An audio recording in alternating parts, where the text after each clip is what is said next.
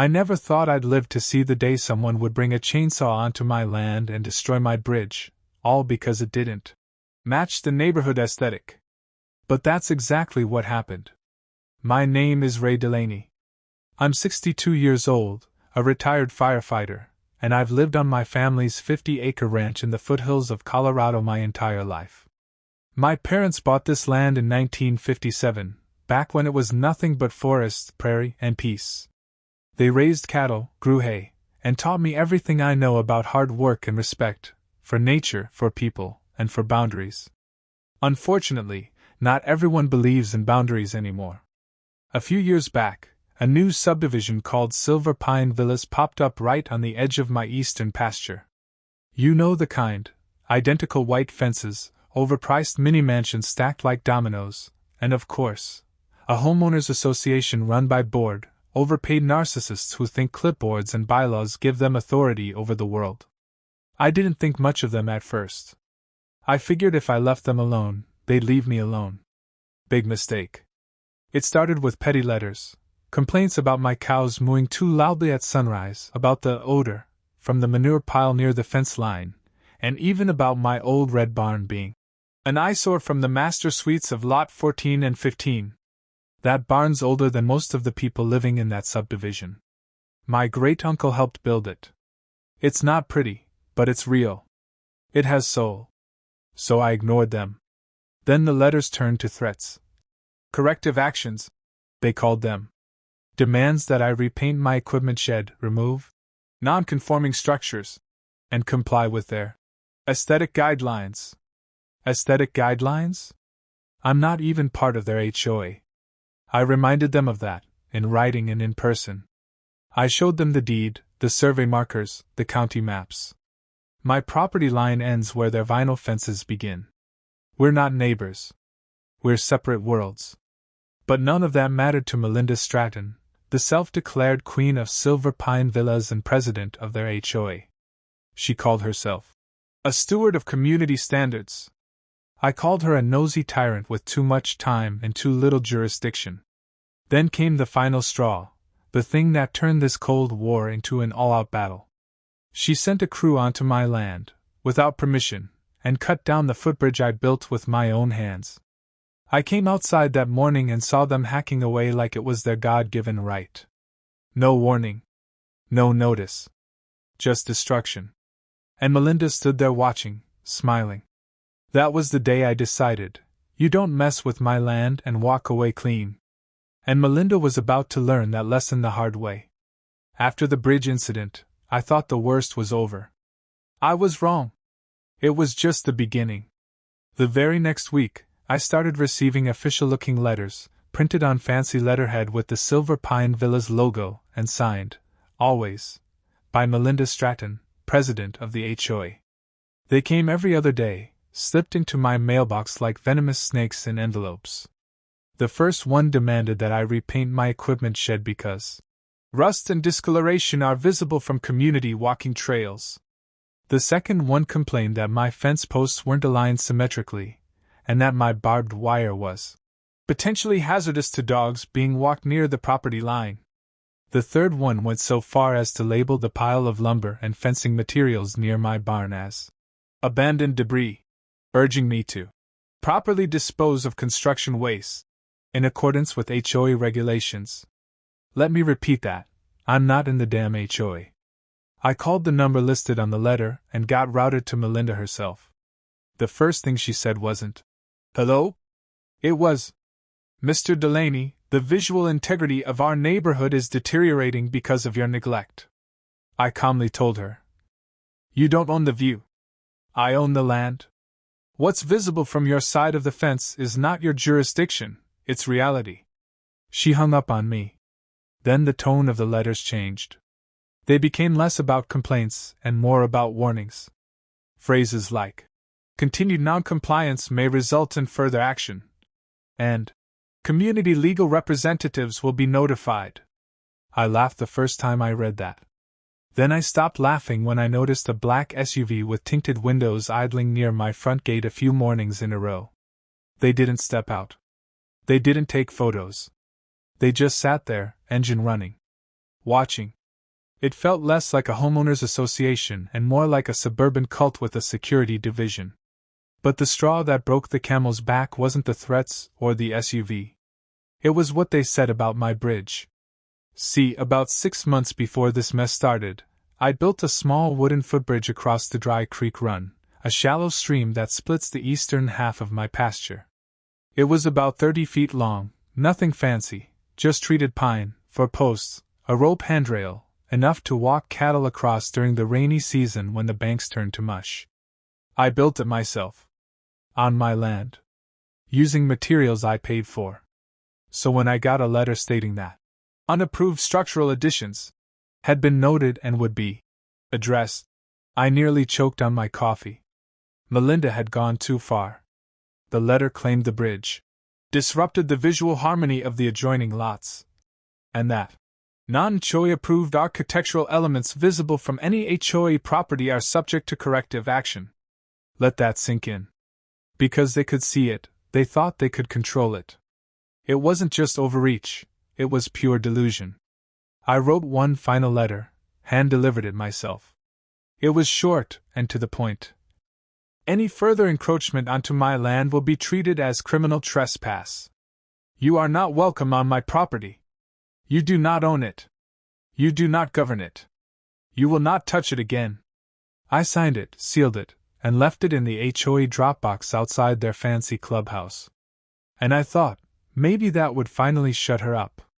Instead, she brought chainsaws. It was a Tuesday morning. Mid-April. The air was still crisp, and I had just stepped out to feed the cattle when I heard something that didn't belong. A buzzing, whining, mechanical scream, echoing off the cottonwoods down by the creek. At first, I thought maybe one of the neighbors was trimming trees. But the sound was too close. Too loud. Too angry. I walked down past the tool shed, rounded the slope toward Dry Creek Run, and that's when I saw them. 3 men in neon vests, hard hats, and steel-toed boots. 2 holding chainsaws. 1 with a crowbar. All of them hacking away at the wooden footbridge I had built with my own hands. The beams were already halfway sliced through. The rope railing lay in a heap. One man was kicking loose the planks, letting them crash down into the creek bed below like firewood.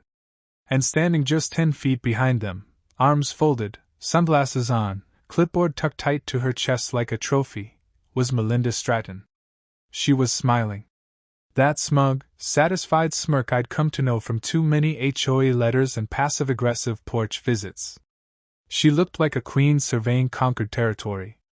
I marched straight toward her, heart pounding like a war drum. "What the hell do you think you're doing?" I barked, loud enough that even the chainsaws faltered. One of the workers paused, shrugged, and nodded toward Melinda. "Talk to her," he said flatly. "We were told it's unauthorized." I turned to Melinda, fists clenched. "You're trespassing. You're destroying private property. That bridge is on my land." She didn't flinch. "That structure was an unpermitted eyesore. As I explained in our last letter, anything visible from HOA property does not give you rights," I shouted, cutting her off. She took a step back, finally registering that I wasn't going to play along this time. I pulled out my phone and called the sheriff's department right in front of her. "Yes, I need to report an act of vandalism in progress. Multiple individuals on my property, no permission, using power tools. Yes, I have them on video now." The moment the word sheriff left my mouth, Melinda snapped her fingers, and like cockroaches in the kitchen light, the work crew grabbed their gear and ran. They didn't even look back. Just bolted to a white utility van parked near the edge of her subdivision and peeled off down the road. Melinda was the last to leave. She gave me one final look, cold, furious, exposed, and turned away without a word. I stood there in the silence that followed, staring at the damage. The bridge, my bridge, was gone. All that remained were splintered beams, sawdust in the breeze, and 2 cracked support posts still half standing like broken bones in the dirt. I walked across the creek, boots sinking into mud, and looked at the twisted mess in the water. I knelt, placed my hand on one of the fallen beams, and felt the moisture soaking in. It had taken me 3 weekends to build that bridge. Not for show. Not for decoration. But because it made my work easier, safer, for me and my cattle. And now it was rubble, reduced to trash in the name of neighborhood ambience. I didn't feel sadness. I felt rage. Not the kind that makes you shout or throw things. The kind that simmers low, slow, the kind that plans. By the time I got back to my house, I already knew what I had to do. I took out my external hard drive and pulled up the trail cam footage from the back of my property. It had a clear angle of the bridge, and everything Melinda and her crew had just done. Next, I pulled the file cabinet from my office closet and laid out the property deed, the county survey map, and every letter Melinda had ever sent me. Then I made a phone call to a man I hadn't spoken to in nearly 4 years. "Walt? It's Ray. I've got a situation and I need your help." Legal help. Walt Hastings had been my old lieutenant back in the station. After he retired, he went to law school and opened a small firm 2 towns over. He was tough, honest, and he knew how to handle bullies with paperwork instead of fire hoses. As I hung up the phone, I looked out my window, past the barn, across the field, toward the scorched patch where my bridge once stood. "You picked the wrong rancher, Melinda," I muttered to myself. "Now it's my turn. If you think Ray was right to fight back, comment 1 below." Walt showed up the next afternoon in his dusty Ford Ranger, boots still muddy from whatever backwoods case he just wrapped up. He stepped out, saw the wreckage by the creek, and whistled low. "Damn, Ray," he said, adjusting his ball cap. "They really did a number on it." "Didn't even blink while doing it," I replied. "Karen with a clipboard thought she was judge, jury, and zoning inspector." He chuckled. "Tell me you got it on camera." I led him inside to the den, where I'd laid out every piece of documentation like I was prepping for a courtroom war. Trail cam screenshots printed and labeled. Photographs from the moment I caught them red-handed. Stamped letters from Melinda going back over a year, each one dripping with entitlement. And most important, the deed and legal description of my property, crystal clear, black and white, showing the HOA's boundary stopped 50 feet short of the creek. Walt picked up a letter and read it aloud. "Visible structures that do not align with community design standards will be addressed accordingly." He raised an eyebrow. "That's not just overreach.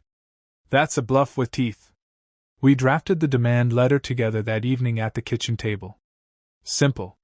Direct. Formal enough to land with weight. "To the Board of Silver Pine Villas HOA." It began. "On April 11th, individuals hired by your association entered private property without permission and destroyed a functional footbridge legally constructed on land owned solely by Raymond Delaney. This act constitutes trespass, vandalism, and property destruction. You are hereby requested to remit $5,000 within 14 business days to cover the cost of rebuilding said structure and restoring environmental damage to the creek bed. Failure to do so will result in civil litigation without further notice." We signed it, notarized it at the bank first thing the next morning, and mailed it certified. Now all that was left was to wait. Melinda's reply came faster than expected. Typed, sealed in an envelope stamped with the Silver Pine Villas crest like it was Buckingham Palace. Walt and I opened it together while sitting on the porch, coffee in hand. "Mr. Delaney," it began. "The bridge in question was a visual blight and represented a potential hazard to community cohesion. As president of the HOA, I will not authorize a single cent toward its reconstruction. Further, let this serve as formal notice. Any future structures placed on your property that offend the HOA's visual standard will be removed without hesitation." Walt blinked. "Did she just double down?" "Oh, she's tripling," I muttered, slamming the letter onto the table. I looked past the trees toward the rooftops of Silver Pine Villas, those identical McMansions lined up like matchsticks. Somewhere in there, Melinda was sipping tea and feeling untouchable. But she had just handed us the final nail for her coffin.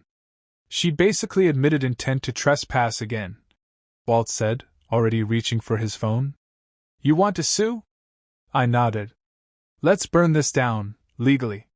He grinned. Then it's time to put the fire helmets back on. Walt filed the lawsuit the next morning. Civil complaint, small claims court, venue, Jefferson County Courthouse. Charges: trespassing, destruction of private property, and unauthorized interference with agricultural operations. By law, we couldn't sue the HOA as an abstract entity. We had to name its governing board. And at the top of that list, in bold black ink, sat Melinda Stratton. She tried to stall, requested an extension, then another, but Walt saw right through it and filed a motion to expedite. The judge agreed. We had a court date within 3 weeks. And when that day came, I showed up ready for battle. I wore my boots, my cleanest flannel, and brought a 3-ring binder labeled Exhibit A, Evidence of HOA Delusion. Walt looked sharp in a gray blazer with a faint burn scar still visible on his wrist. You ready to drop the hammer? He asked. I've been ready since the first chain link hit the dirt. We opened strong. Walt laid out the property deed, highlighting the precise legal boundaries of my land, down to the inch. Then came the county survey, the topographical map, and satellite imagery showing that the bridge sat a full 87 feet from the HOA border. Not adjacent. Not shared. Not even remotely in their jurisdiction, Walt said, tapping the map with his pen. This bridge might as well have been on the moon. Next came the trail cam footage, time-stamped and crystal clear. 3 men, chainsaws in hand, slicing through beams. Melinda in the background, smiling, arms folded, clipboard in hand like she was conducting a symphony. Walt didn't stop there. He brought in 2 witnesses. Miguel Salazar, our UPS guy, who confirmed the HOA had previously tried to block his truck from entering my driveway, citing community standards. And Janet Hughes, a neighbor who lived on a small 5-acre plot next to mine, outside the HOA, but who'd also received warning letters when she repainted her barn yellow. Both testified that the HOA had a history of overextending their authority into non-member properties. Then came the highlight of the day, Melinda Stratton herself. She strutted into the courtroom in a beige pantsuit and pearls, heels clicking like punctuation marks, her lawyer, a real estate firm guy from Denver, trailing behind her with a manila folder he barely opened. Under cross-examination, Walt kept it calm and surgical. Mrs. Stratton, are you aware that the plaintiff's property is not governed by your HOA? The bridge was visible from the community, she snapped. That makes it relevant. Visible, but not within your jurisdiction? Our homeowners pay premiums to enjoy scenic surroundings. That bridge violated that expectation. Do HOAs protect neighborhoods, or just abuse power? Comment yes if they help, no if they hurt. Walt raised an eyebrow. So if I put up a scarecrow that offends someone in Silver Pine Villas, am I now under your rule? Melinda shifted, clearly irritated. Don't be ridiculous. Walt leaned forward. Exactly. The law isn't about aesthetics. It's about ownership. And what you authorized was the destruction of private property not under your governance. Melinda lost her temper. She raised her voice, insisting she was protecting community value and preserving harmony. She even admitted to planning further removals if I rebuilt. That did it. The judge, a middle-aged woman with the patience of a librarian and the eyes of a hawk, interrupted. Let me be very clear, she said, her voice sharp and firm. This court does not recognize visual offense as legal justification for trespassing. This was not your land. You had no right to touch it. And your own words have confirmed premeditated intent. She banged her gavel once, then delivered her ruling. The Homeowners Association of Silver Pine Villas is hereby ordered to pay Mr. Delaney $8,000 in damages for the destruction of his bridge and the associated environmental cleanup. Further, a cease and desist order is issued, barring any HOA representative from entering Mr. Delaney's property without express written permission. Melinda turned pale. Her lawyer sank in his seat. I smiled for the first time in weeks. Outside the courthouse, Walt clapped me on the back. Justice served, brother. Feels better than putting out a fire, I said. Because this time, he grinned, we lit it. 3 weeks after the court ruling, I stood at the edge of Dry Creek Run with a fresh mug of black coffee and a quiet smile. The sky was clear, the air sharp with pine, and for the first time in months, no one was watching me from across the tree line. The war was over, but I wasn't done. The day after the HOA wired me the court ordered $8,000 in damages, I wired half of it right back out, to a sawmill up north that specialized in custom-milled cedar and black walnut lumber. If they thought my first bridge was an eyesore, then I was going to build one so beautiful, so ridiculously overbuilt, it would make Frank Lloyd Wright weep. This new bridge wasn't just functional, it was a monument. I laid in thick cedar planks, reinforced with galvanized brackets and footers sunk deep into both creek banks. The handrails were made of polished walnut, carved with firemen's hat emblems as a tribute to my late father and Walt's old crew. I added solar lanterns on each post, wired to flicker on at dusk and bathe the creek in soft amber light. Neighbors began walking slower past the edge of their subdivision just to get a glimpse. Too bad they wouldn't be seeing it for long. Because next came the fence. I'd never been a fan of putting up barriers. Land, to me, should breathe. But when someone kicks in your door metaphorically, and then tries to rip it off the hinges, you build a damn fortress. And I did. The privacy fence ran along the entire 800-foot eastern border where silver pine villas backed up to my ranch. I spared no expense, treated cedar boards over 8 feet tall, anchored deep with concrete, stained a dark espresso brown. It towered above their manicured boxwoods and garden paths like a wooden wall of finality. And in the very center, where Melinda once stood smugly supervising her chainsaw crew, I posted a sign the size of a dining table. Private agricultural property. Trespassers will be prosecuted. No exceptions. Not even you, Karen. I didn't name names, but she knew. A few days later, I caught a group of HOA board members standing on their side, trying to peer over the fence like curious raccoons. One of them held a notepad. Another took pictures. And that was when I knew the cracks were starting to form. Within a week, whispers started circulating around town. A delivery guy told me he overheard someone at Lot 16 say, "Melinda's gone too far this time." One of the board members resigned quietly. A couple I barely knew from Silver Pine left a bottle of whiskey on my porch with a note. "We're sorry. For everything." Then came the bombshell, a bulletin board notice announcing a special internal review of HOA leadership. Melinda tried to spin it as annual reassessment, but nobody was buying it. From what I heard, the meeting turned hostile fast. Residents demanded answers about the lawsuit, about the money spent on legal fees, about her decision to act without board approval. She didn't take it well. One witness said she called them all ungrateful suburban sheep, and stormed out. 2 days later, her home was listed for sale. Some claimed she moved to Arizona to start over.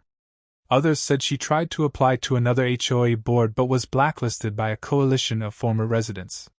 Either way, she was gone. And just like that, peace returned. I rebuilt more than a bridge. I rebuilt my boundaries. The fence became a line, not of division, but of declaration. A reminder that this land is mine. That no matter how shiny the HOA brochures or how inflated their sense of importance, they couldn't rewrite ownership with a letterhead and a smirk. Most mornings now, I sip coffee on the new bridge. The lanterns still glow if I get up early enough. The cattle graze quietly, the creek flows clean, and the only sound I hear is the wind rustling through my pines. No chainsaws. No SUVs. No more HOA. They learned their lesson. Some fences are more than just wood and nails. Some fences speak. It was just past sunset when I stepped onto the bridge again. The sky over the pasture was painted in strokes of orange and lavender, fading gently into the blue hush of evening. The solar lanterns clicked on one by one, casting warm halos of light across the wooden planks. The cattle were quiet, already bedded down for the night. The creak murmured beneath my boots. And for the first time in a long time, I let myself breathe. I leaned on the railing and looked out across the land, my land. 50 acres of soil, timber, stone, and memory. I could still see my father walking those same fields, straw hat low on his brow, showing me how to patch a fence or wrangle a stubborn calf. My mother's garden used to bloom along the south fence line. Her wild flowers still sprung up there, defiant against the weeds. Land is legacy, I whispered aloud, repeating the words my father used to say whenever I questioned why he never sold the place, even when times were tough. Anyone can build a house, he'd say. But land? That's the one thing you can't make more of. And if you're lucky enough to have it, you protect it. That's what this had always been about. Not a bridge. Not a fence. Not even Melinda and her clipboard crusade. It was about someone trying to erase something they didn't understand. About the arrogance of thinking a deed means less than a design guideline. About the assumption that appearances matter more than roots. Over the next few weeks, things quieted down even more.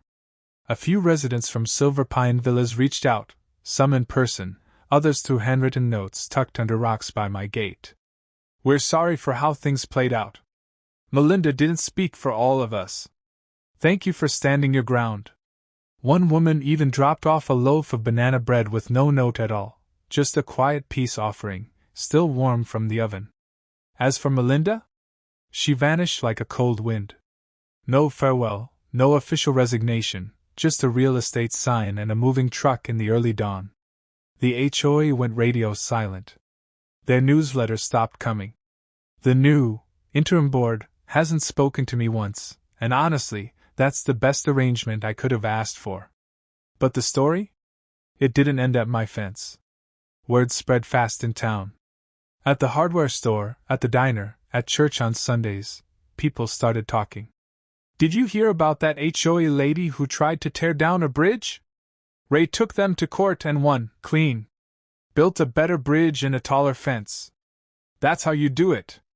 Some folks told me my stand gave them courage to speak up about their own HOA nightmares. Others just liked knowing that someone, somewhere, told the clipboard crowd no, and made it stick. I don't consider myself a hero. Just a man who knows what his land is worth. And now, so does everyone else. Love stories where justice wins? Hit that subscribe button so you don't miss the next HOA showdown. At the heart of this story lies a lesson we too often forget. Ownership isn't just about paperwork. It's about legacy, dignity, and standing your ground. Ray Delaney didn't just defend a footbridge. He defended the history, labor, and memory woven into every inch of his land. And he did it the right way, not through anger, but through truth and law. This isn't just a cautionary tale about overreaching HOAs or entitled neighbors. It's a reminder that you don't need to shout to be heard, you need to stand firm. Respect is earned not by giving in, but by knowing your rights and refusing to let bullies rewrite them. Whether you own 5 acres or 5 feet of soil, what's yours deserves to be protected, not because it's pretty, but because it matters to you. In a world where image is often valued more than integrity, Ray's story reminds us that roots run deeper than rules. And sometimes, the strongest message you can send is building a better bridge and a taller fence.